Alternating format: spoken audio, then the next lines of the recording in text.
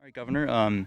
So we received your letter yesterday regarding the Gunstock situation, and I was just curious if you could elaborate. Why did you call out these three particular representatives? Well, let's be clear. Gunstock is awesome. I mean, it's just this absolute jewel. Belknap County has an amazing asset. It does very well, and frankly, it has one of the best management teams that you could hope for in the resort industry. And I used to be in the resort industry. I get it. The fact of the matter is that this Gunstock Commission and these representatives have made horrible decisions, have chased out one of the best management teams in the state, and you have this great asset that is now closed, and I don't know how they're going to open. I don't think anyone has any plan for how it's going to open again. The schools that rely on Gunstock, whether it be their winter programs or the summer venues as well, all the communities that rely on it, they're kind of sitting here and waiting. So unfortunately, you have this Gunstock Commission and these representatives that have supported the closure of this location.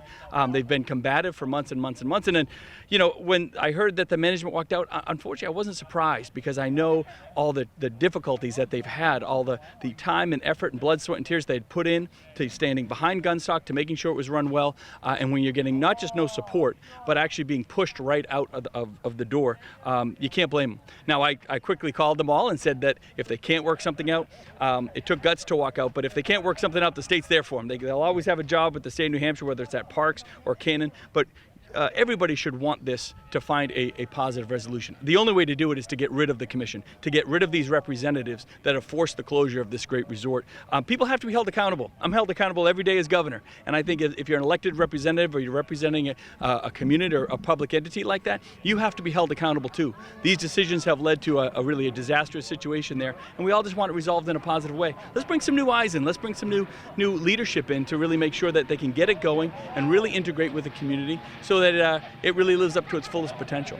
All right, well, so speaking on holding people accountable, holding representatives accountable, I'm not sure how closely you're following all of this, but earlier in the year we had some citizens try to use RSA 2416 to remove Silber and Sylvia from the delegation, not as representatives, but from their seats. And that measure failed. Silber and Sylvia declared that they are not county officers under that RSA. I've spoken with some other people, and so aside from elections, there doesn't seem to be a way to hold people accountable when they break the rules. And I'm curious if that brings up any concerns for setting precedent in the future for county governments across the state. What else can be done to hold representatives accountable, make sure they follow the rules and behave ethically, regardless of party? Sure. Well, look, if there's actual laws being broken or something like that, of course, the Attorney General's office can get involved. And there should always be, whether it's a recall process or internal mechanisms to hold folks accountable. Beyond that, to your point, you got to vote in the election. You got to say that, these are the representatives that wanted to secede from the union, right? I mean, it's unfathomable. It's things that you'd never imagine. We here in New Hampshire, we're so proud to be here. We love this state, and we love being part of this country. We might not always agree politically, but that doesn't mean that you elect representatives that want to secede from the union, that want to shut something like Gunstock down. So there is a process there. We're a couple months away from election, and I just hope that people stand up, even if it's through the primary process. Move these individuals up, bring some fresh eyes, bring folks that really care about Belknap County, really care about the state of New Hampshire, really care about finding common ground solutions. That's the positive aspect that everybody wants to drive to. So another one of my questions, speaking of parties, what are your thoughts kind of on this, basically fracturing of the Republican Party, fracturing of the Democratic Party? I think we're experiencing it all over the nation right now. But as a journalist, I've seen a lot more extremism dividing these parties, and I think we're seeing it here. And what do you think could be done to address that? Is there a way, do you think, that we can politically maybe go backwards a little bit and have people start working together more, or is this, you think, going to be the new normal politically? No, so I think, look, unfortunately, both the left and the right have given their microphones to the extremists, but they do not define 80% of us, let's say, Republicans and Democrats alike. We've given our microphones to those extremists, but they don't define us, and they don't define where we are as a country and the opportunity that we're all driving to. So sure, is there always going to be some infighting in those internal battles? Absolutely, of course. That's always happened. I think it gets a little bit blown up with social media and that sort of thing now. I think politics is very divisive, at least since 2020. And hopefully as we get further and further away from 2020, further closer to new elections with potential new representatives and new ideas and new faces, a lot of that really calms and tones down. So I don't think it defines us. I don't think it means that the system is broken. I think that it means that we've made a mistake of handing microphones to extremists that don't define the the vast majority of us, right? Yeah. Here in New Hampshire, I think we do it well. The vast majority of legislation we passed was all bipartisan, right? And we got stuff done, and we're connected to our communities. We believe in local control. We engage in our planning boards and our school boards, and that's where the best government is. We, at the state level, have to provide the right guidelines and opportunities. When we have extra money, we return it to people for property tax relief. We return it to citizens. We return it to businesses. We're not here about we're not here to support bigger government. And when you find states that do that, those are the ones that tend to fracture even more.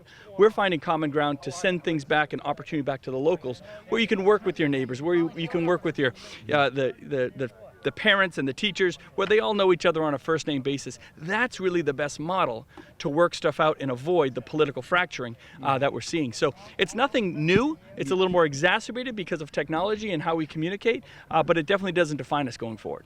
So, so that being said about working with your neighbor, locally, we're seeing kind of an unprecedented use of litigation and lawsuits in our local politics. I don't know if you're aware about but the suits between the GAC and the convention and all that.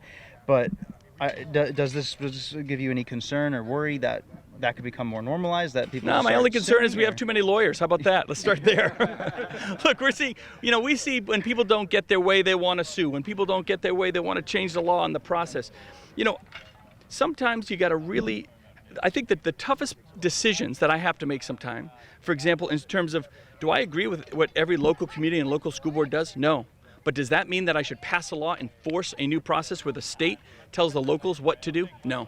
You shouldn't do that either. Just because you don't get the results you want doesn't mean the process is broken, right? It just means sometimes you have to work harder.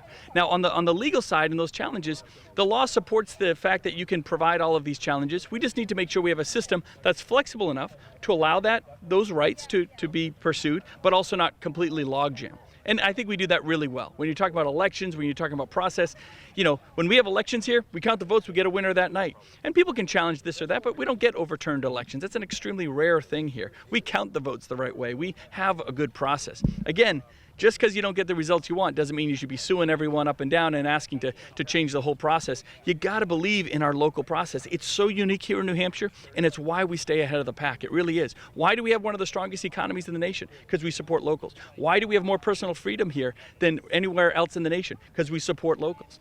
For good or bad, for right or wrong, that's what we do, and the process really does work. You got to stay true to it. Cool. So one of my final questions here, you did write your letter. You did Yes. give your thoughts on the Gunstock situation. So why now and not earlier? Because this has been a problem for a long time. People want to know, Well, again, there's very little, unfortunately, because it's a county issue. There's very little. I've looked at what I could possibly do.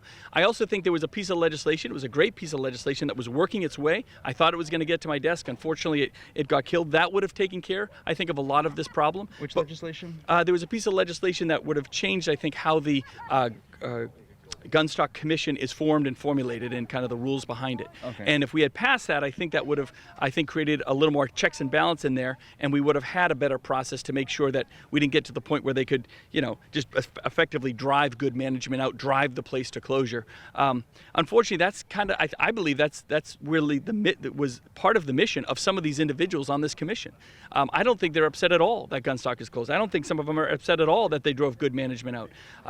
They just have a very different vision of what that place should be, but considering it's one of the most successful resorts in the state, clearly whatever they were doing was the right thing. So like I said to start, I think any resort in New Hampshire would be lucky to have that type of leadership that they had at Gunstock. And it's just unfortunate that you have folks on the Gunstock Commission that couldn't see it, couldn't see beyond their own personal motivations, let those personal divides come to a point where it drove good people out. And Belknap County and the local area is going to suffer for it unless and until there is real change there to create those collaborations, those positive movements forward. So do you have faith that a solid agreement can be found between the management team and the GAC?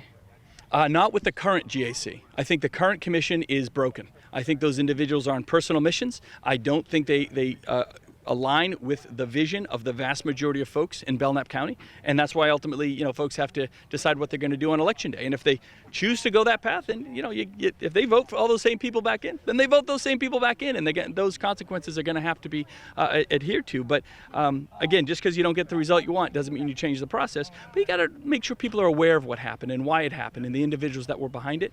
And if there's anything that government needs to be about, it's accountability. You got to be accountable. For all your decisions, good and bad, be able to defend it, stand behind it, not claim conspiracy theories and, seceding from New Hampshire and all this kind of, frankly, crazy stuff. There's an opportunity to kind of reel that in and really create a good future, a solid future, a great future for Gunstock Resort. Well, thank you very much for your time, You bet. Governor. Thank you. Appreciate it. I'll give you a card here. Oh, sure.